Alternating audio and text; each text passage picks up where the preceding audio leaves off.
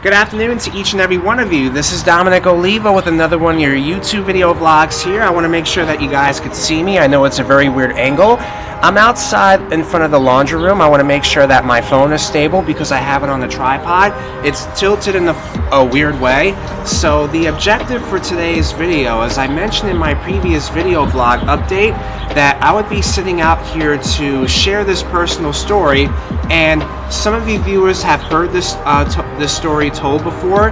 I told this story many years ago, about 5 years ago in February of 2017, about a personal situation that I currently live with. I shared this story briefly in 2017, but it wasn't in full detail. Most of you already heard this story that I live with UC. UC stands for ulcerative colitis, and for those of you, some of you that don't know what ulcerative colitis is, it's a form of IBS. So it's basically the inflammation inside of one's stomach, and the symptoms of that include going to the restroom every 10 to 20 minutes, while also having blood in the stool.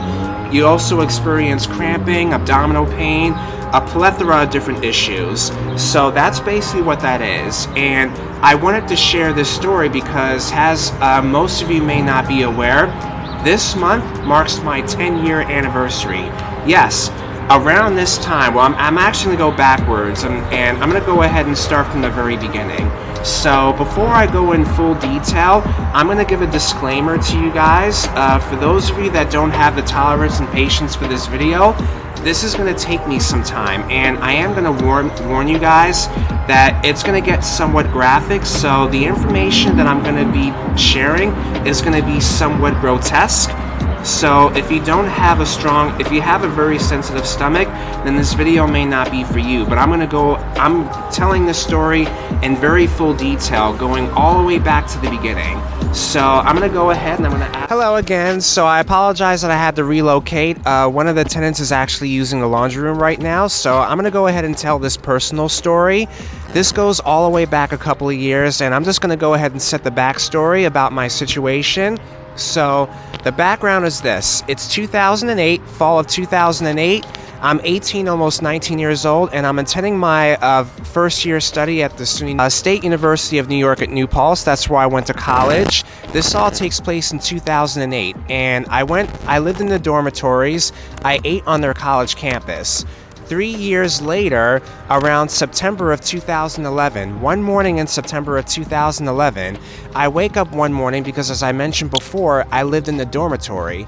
Now, in this dormitory, I shared a room with another roommate, and so that morning of early September 2011, I woke up one morning because I started to feel funny in my stomach, and I went to the restroom, and I went to go take a number two. Sorry about that. That was my next door neighbor. Oh, look at the cats out here.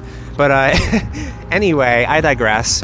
And as I was saying before, I went to the restroom, and I started to feel very funny. I went to go use the restroom, and I saw blood in my stool, and I didn't understand exactly what was causing it.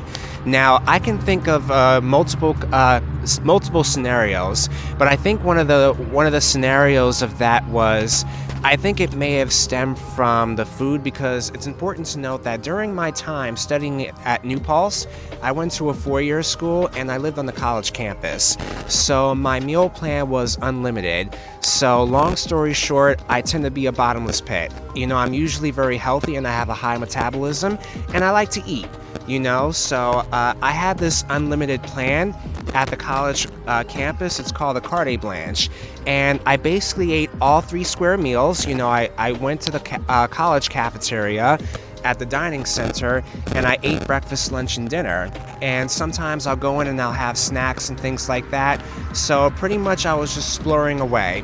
So that 3rd year in 2011, I started to feel funny, and I didn't understand exactly what was causing it, but I think it may have stemmed from the food that I ate. But then a couple of days later, it actually went away, because that week in September of 2011 was Spirit Weekend. You know, I was practicing, we did that lip sync dancing, and it's important to note again that there were a plethora of different college group activities and programs, and I partook in Spirit Weekend. Spirit Weekend is a program where we do a plethora of different activities, from lip syncing, from scavenger hunts. So I did those things. But going aside, I'm going off tangent here. It went away a couple of days after in October, and I started to do pretty well. That September was like a glitch for me because I started to feel funny, and this was going on for a couple of days. In this college campus, you know, I went to these classes, and these classes, they lasted for about at least an hour or 2 hours, and sometimes I would interrupt the professor just to go use the restroom because I felt this sense of urgency. And again, I didn't understand exactly what was causing it, but I digress. And going on a couple of months later, we're going now until May of 2012. May of 2012 is the end of the semester. Students are taking their finals, and I started to feel that funny sense of urgency again. I felt this pain in my stomach, and I was going to the restroom on and off almost every 5 to 10 minutes. And it's the end of the semester. I go back home to my sister, and I book a doctor's appointment because it's been frequent. I've been going in and out of the restroom every single day, every 5 to 10 minutes. And I had a sense, like I said, I had a sense of urgency, and I had trouble keeping the food down because I would eat and then I would go to the restroom because, you know, I'm eating food and then I felt this urgency. I felt that pain. So that's when I went to the doctors, and I apologize in advance for the way that I'm talking because I'm trying to get to the bottom of the story, but I have these speech patterns, so I'm still working on that. But going off to what I said before, I went to the doctor's office. I live in Kingston, so I went to the doctor's office in Kingston, and that's when I went in the office, and they had done my very first colonoscopy was done around this time 10 years ago on June 8th. I suspected my procedure date was on June 8th of 2012, so it's been 10 years, and I did my very first colonoscopy. And for those that don't know what the colonoscopy is, a colonoscopy is a brief procedure. It's usually about 30 minutes or so. You go into the doctor's office, you know, they have you dressed down, they take you into the procedure room, and the colonoscopy is basically they insert this tube that goes up your rectum, and it's a camera to see what activity is usually going on inside the colon. It goes through your intestines, the large intestine, and it goes through your small intestine. The objective of the colonoscopy is to see if any polyps have formed or any bacteria that takes place. And they found that there wasn't any big significant damages, but that's when the doctor therein diagnosed me with ulcerative colitis. That's what it is called, ulcerative colitis.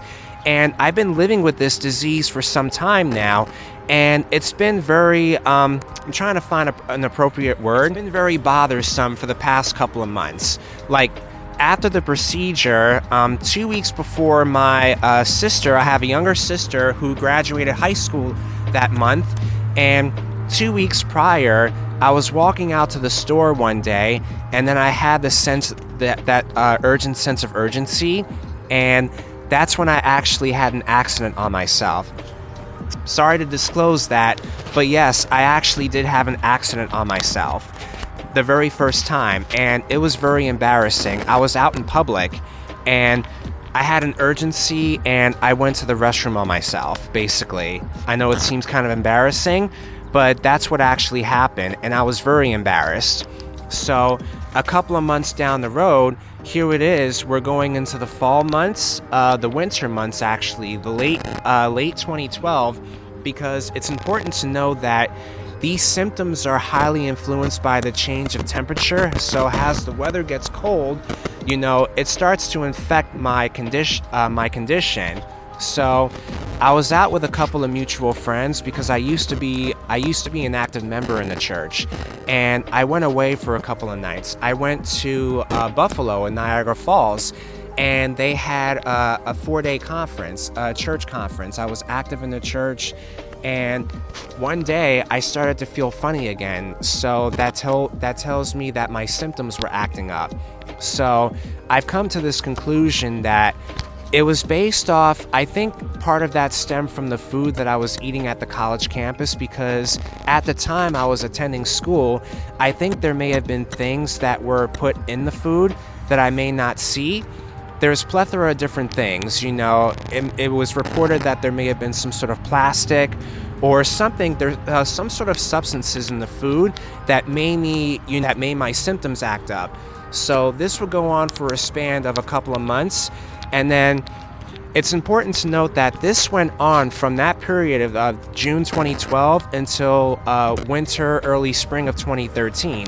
And then I started to see a progression. I started to feel better because a doctor had put me on this medication, and I'll go over briefly what that medication is. Okay, folks, we're going to backtrack a little bit because I don't have a lavalier. I apologize for that buzzing sound, but I'm going to do my best to project my voice the way I know how. While I don't have the lavalier with me, I have the phone currently on the tripod, so I'm going to do my very best to talk out loud. I'm in the parking lot through my apartment complex, and going back to what I said, one of the very first GI doctors that I went to, I lived in Kingston. One of the first GI doctors that I went to, his name was Deepak Patel, and he prescribed me this medication. It's called prednisone. Now, those that don't know what prednisone is, prednisone are these little pills. It comes in a little bottle, but these are pills. You take them once every morning, once every day, and they're like these steroid pills. The doctor had put me on that for a number of weeks. They go in doses, so I took the first 4 pills like usually every 2 weeks, and then every 2 weeks after that it goes down to 3, and then another 2 weeks after that it goes down to 2, and so forth and so forth. So I was put on that, and the overall objective for that particular medicine is to try to slow my symptoms down, because as I mentioned before, my bowel movements were moving. I had frequent bowel movements, and I was going into the restroom every 5, 10, 15 minutes. So that's why the doctor had me on this medication, to try to slow the symptoms down. Another one of the medications that the doctor had prescribed me, it's called Apreso.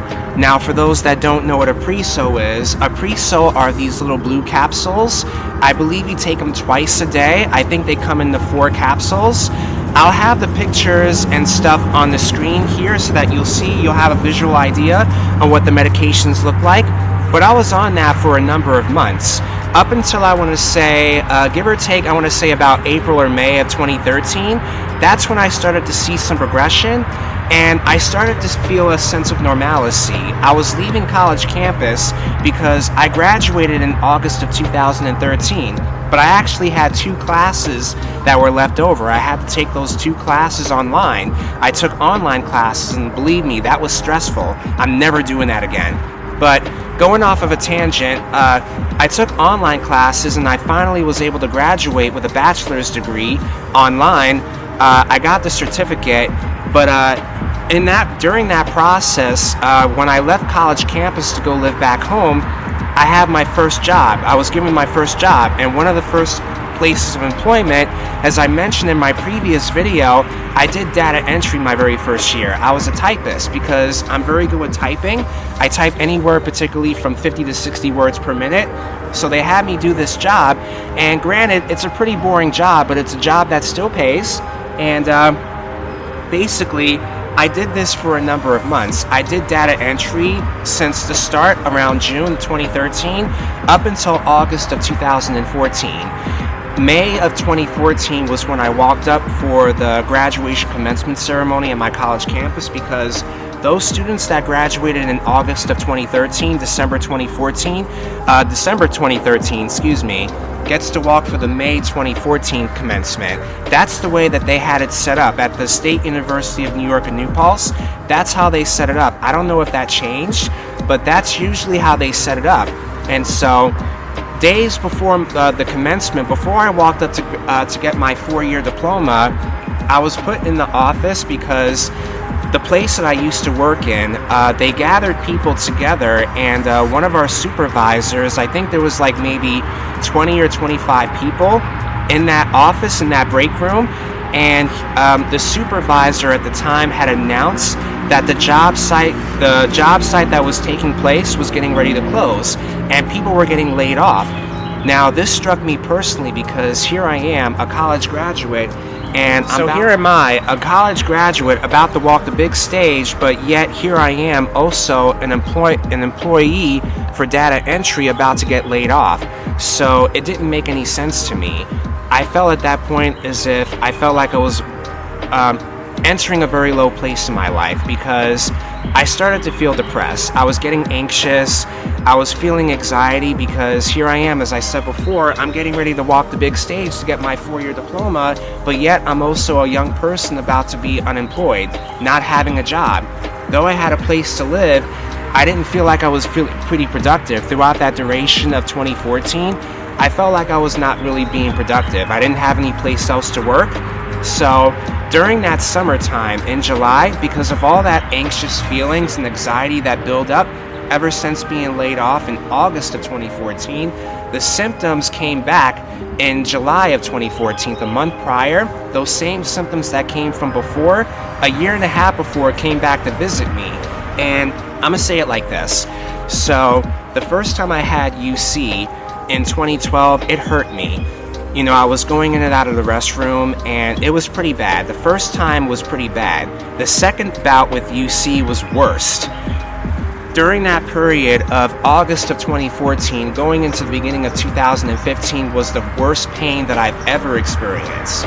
I'm talking about being in the house, in my room, all day, not getting out of the bed.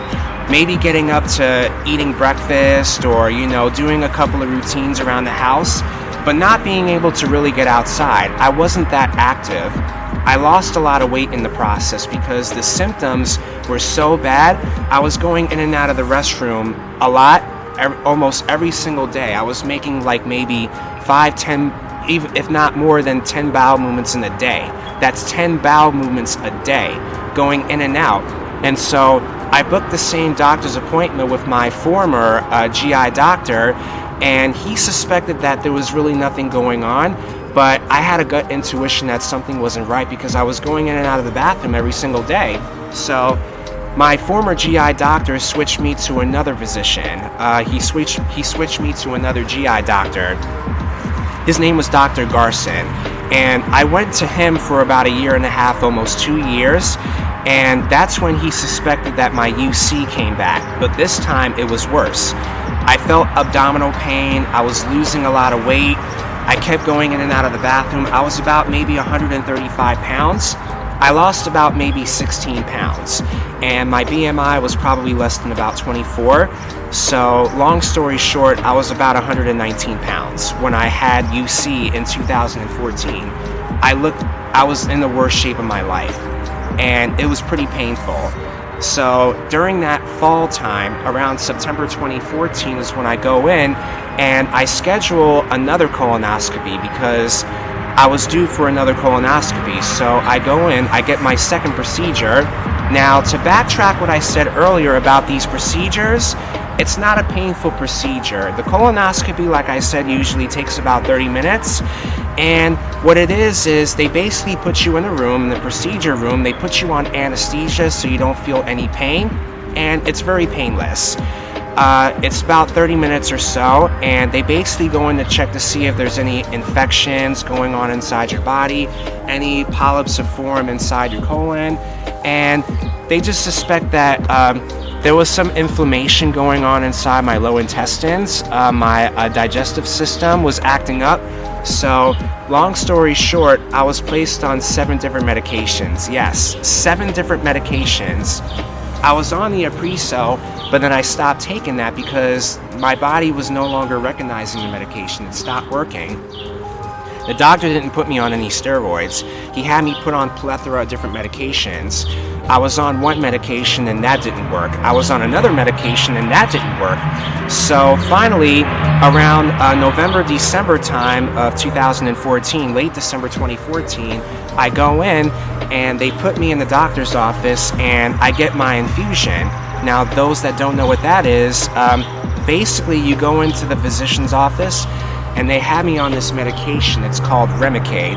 Remicade, it's not oral, it's an IV infusion. They basically stick a needle in your arm and it goes through your skin, basically. You sit in the room and they have you wait for about maybe an hour or 2 hours. It's not painful, but they basically go in doses. So they go in, they start at a low dose, and then 2 weeks after that, they put you on another dose, and then it goes for that weekly incline. So like every 2, 4, 6 to 8 weeks, And then basically every 6 weeks you go into the physician's office to get your infusion. You have to go in at least once a month to get this infusion, Remicade. And that medication, that particular medication, Remicade, it worked for a while. It worked for a number of months. I started to see progression in April or May of 2015. That's when I landed my next job working at a fast food joint. And that's when I started to see a progression. I started to feel that sense of normalcy, and I started to get better. I wasn't having any pain. I wasn't having any symptoms. So Remicade worked for a number of months. I was on this medication until April of 2016. And then once I started to see that things were getting better, I started to act like a big shot. And long story short, but me and the doctor had exchange of words, and we agreed that it may be okay to wean off the medication and just stick to the oral medications. So long story short, I stopped taking Remicade in April of 2016. That was the last time I had my third colonoscopy, and everything was going well. There was no infection, there were no polyps, there was nothing being formed inside my colon, my intestine, and I was able to go to the restroom, and my bowels were moving. My bowels weren't moving consistently. I was having regular bowel movements. I was eating properly. I had a proper balanced diet for a span of a number of years. Throughout the duration of 2016 and all of 2017, I was doing pretty good. I was active, I was working, I was riding my bike in town, doing those type of things. And then came April of 2000. In late March of April of 2018, for the third time in 2 years, those same symptoms came back to visit me. Now, I wasn't really aware of it at the time because I thought it was maybe minor, but I was out with my friends one day, and we were going on a road trip. And basically, we went out of the States. We went to go visit a mutual friend who lives in Illinois, and I didn't know it at the time. I thought it was just like a, false alarm. I thought maybe it was just like a minor thing. But on my way back home from the road trip, I started to feel that sense of urgency, and that's when I had another episode. And then when I went to my GI doctor, we exchanged GI doctors because my last GI doctor, he went on a medical leave. So I had to exchange doctors. So I went to another physician, and I won't disclose his name, but basically I went to this physician in Poughkeepsie, and he's a really good guy. He's actually the guy that initiated my fourth colonoscopy. And that time when I went in to get my fourth colonoscopy, I went to get a checkup, and they suspected that there was some slight inflammation below the colon, so it wasn't as bad as it was back in 2014. But basically, my UC symptoms were affecting the lower side of the intestine, and I was going in and out of the restroom. So the doctor in September 2018 put me back on Remicade, and I started to take that medication. But throughout the duration of April through September, I was having problems managing my diet and, keeping the food in my stomach. I was going in and out of the restroom. I still went to work, but then I had to stop in the middle of my shift in order to go to the restroom and do my business. I was having a hard time. Like I said, that would extend for a number of months until throughout the duration of 2018, most of 2019, I was struggling to manage my weight. I was struggling to manage my diet. I was still in the 120s, 130s. I think I was about maybe 130 some pounds throughout the duration of 2019 because I was having problems going to the restroom. And then I struggled with flatulence. Yes, I'm disclosing that information, make this too personal, but just to let those know that, this is something that people do struggle with. People deal with these type of things. And I struggled with flatulence for a while. This has been going on for a number of months, all throughout 2019, up until, I want to say, late summer, early fall is when I started to see some regression, because it took a while for the Remicade to actually work, because I've been without Remicade for a year and a half, 2 years. So it took the body some time to recognize that medication. And so I took this medication on and off every 6 weeks, and then I started to get better. Late 2019 is when I started to feel better. And then at the beginning of February of 2020, 2 years ago, in 2020, before the coronavirus pandemic, my symptoms started to act up again. Can you imagine that? Yeah, my symptoms started to act up, and then all of a sudden, my body was no longer able to recognize the IV infusion. I stopped taking Remicade months down the road because I was taking Remicade, but the medication stopped working, and as a result, I kept going in and out of the restroom, still unable to manage my diet and my weight and my physique. My weight fluctuated for a number of months. So let's recap everything that I said thus far. So beginning in 2012 was when I first experienced these UC symptoms. The first time in 2012 through 2013 was pretty bad. The second time in 2014 into 2015 was worse.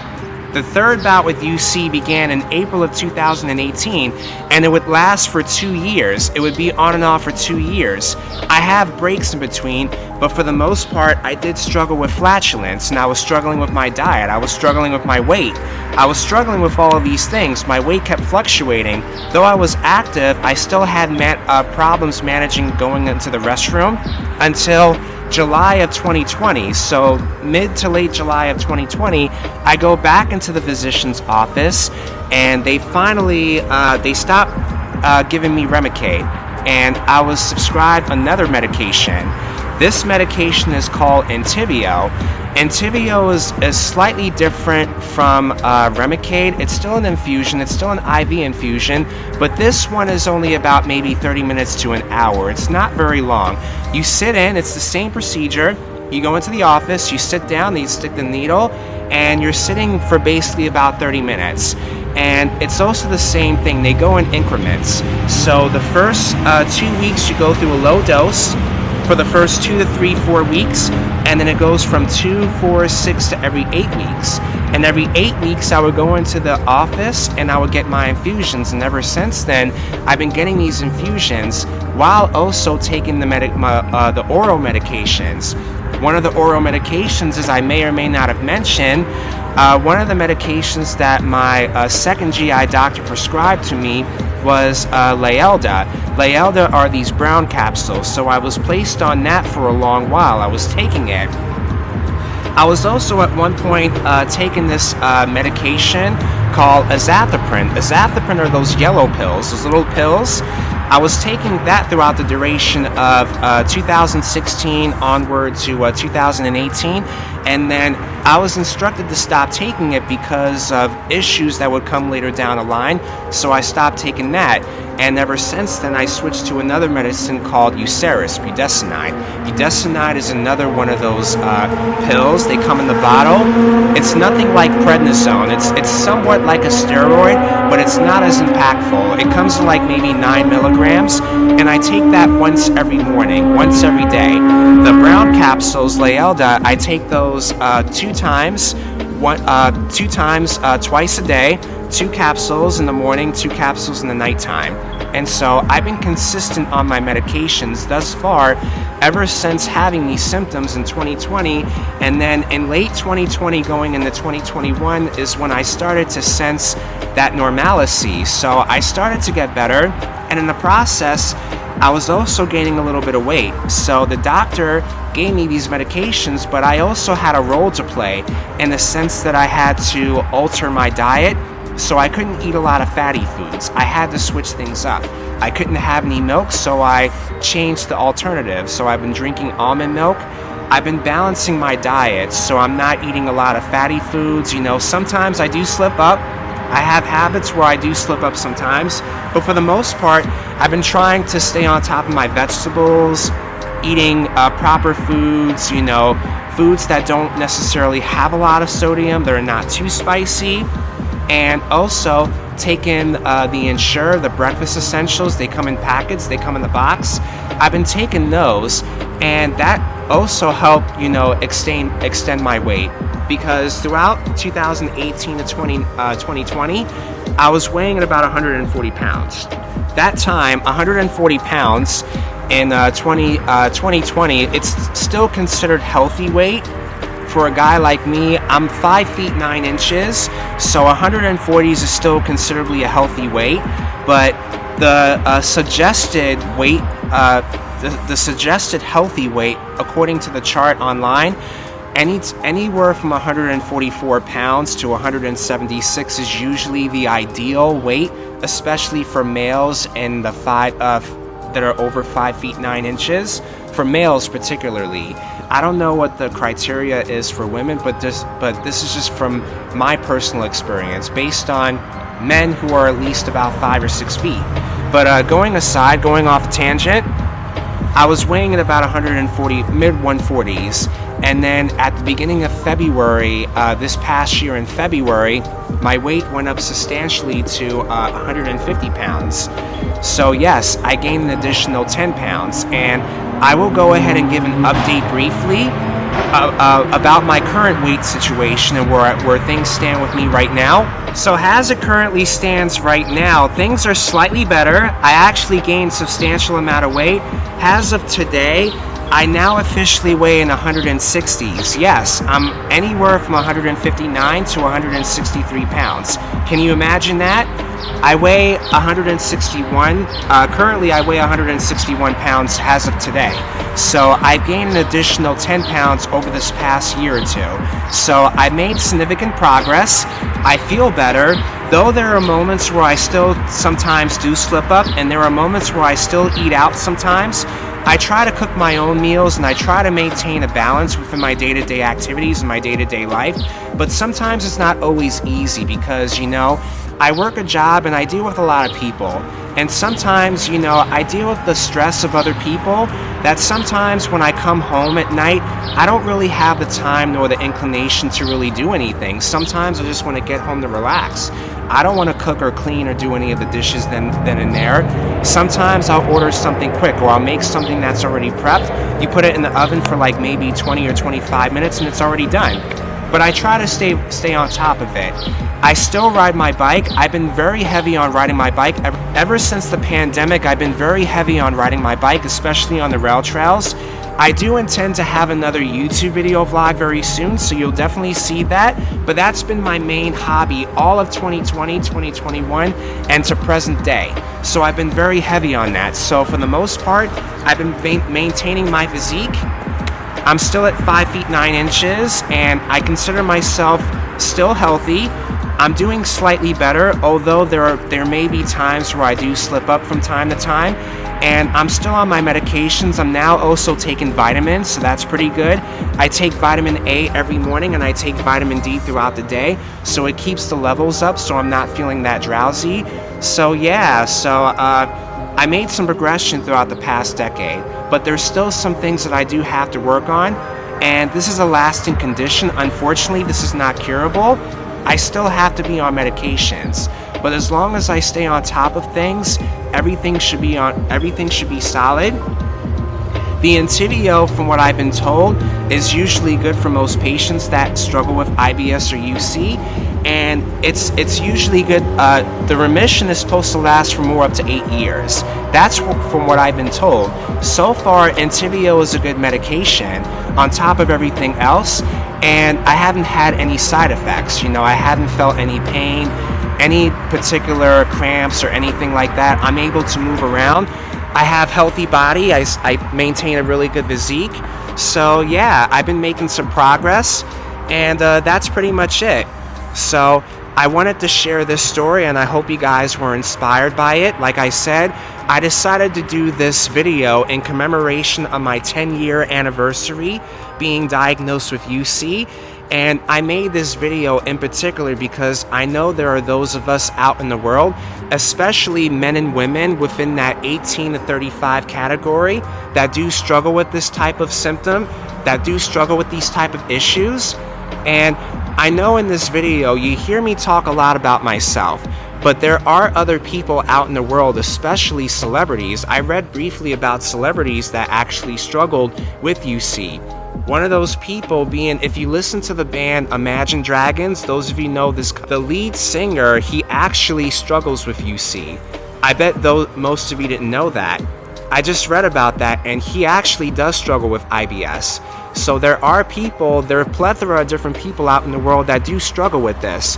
And I wanted to do this video to inspire people, to let those know that they're not alone in this journey, and to not lose hope, but to be on top of their schedules, to be on top of their meds, be on top of their regimen.